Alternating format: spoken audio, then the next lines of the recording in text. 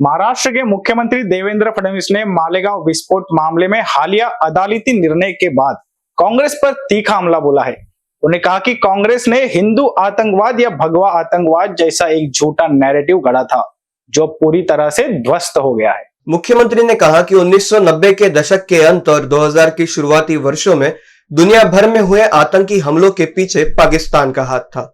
उस समय इस्लामिक आतंकवाद की धारणा अंतरराष्ट्रीय स्तर पर बनी, जिसे भारत ने नहीं बनाया था, लेकिन कांग्रेस को डर था कि इससे उनके वोट बैंक पर असर पड़ेगा, इसलिए उन्होंने इसका मुकाबला करने के लिए भगवा आतंकवाद की थ्योरी गढ़ी।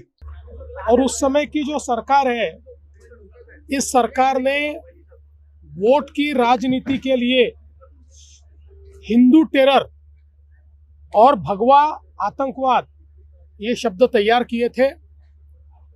आपको वो समय पता होगा कि जिस समय पूरी दुनिया में बहुत बड़े पैमाने पर आतंकवादी घटनाएं हो रही थी और एक प्रकार से इस्लामिक आतंकवाद ये दुनिया में चर्चा का विषय था, और उसके चलते हमको जो वोट देने वाले लोग हैं इनमें गुस्सा निर्माण न हो या उनको ये लगे कि हम बैलेंस करते हैं, इसलिए ये हिंदू आतंकवाद की पूरी थियरी तैयार की गई।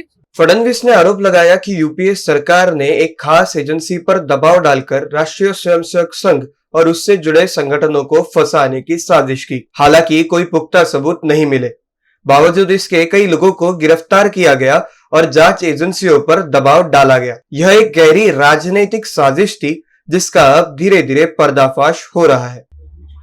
लोगों को अरेस्ट किया गया और हिंदुत्ववादी और राष्ट्रीय स्वयंसेवक संघ के अधिकारी पदाधिकारी इनको टारगेट करने का ये षड्यंत्र था, लेकिन बहुत जद्दोजहद करने के बावजूद उनके खिलाफ कोई भी पुख्ता सबूत नहीं मिल पाया।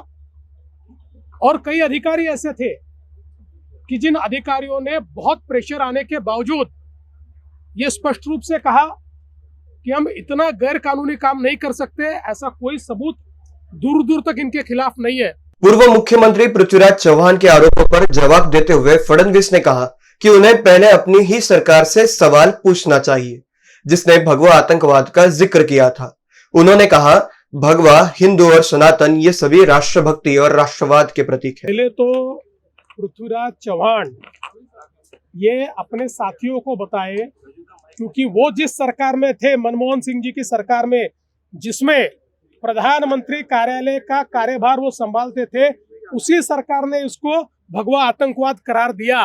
तब याद नहीं आया ये छत्रपति शिवाजी महाराज का भगवा है? तब ये भगवा आतंकवाद, हिंदू आतंकवाद बोल रहे थे। और चाहे वो भगवा हो, चाहे वो हिंदू हो, चाहे सनातनी हो, इनमें भेद नहीं है, ये सब एक है। और ये सारे के सारे राष्ट्र प्रेमी, राष्ट्रवादी और राष्ट्रीय विचारों से प्रेरित है। मंत्रिमंडल के फेरबदल पर प्रतिक्रिया देते हुए उन्होंने कहा कि जनता के आक्रोश को देखते हुए अजित पवार और एकनाथ शिंदे के साथ मिलकर यह निर्णय लिया गया। कोकाटे से कृषि मंत्रालय लेकर मामा भरने को सौंपा गया है। अभी और किसी बदलाव की कोई योजना नहीं है। असं आहे की जी काही घटना घडली त्या घटनेनंतर एक मोठा रोष होता।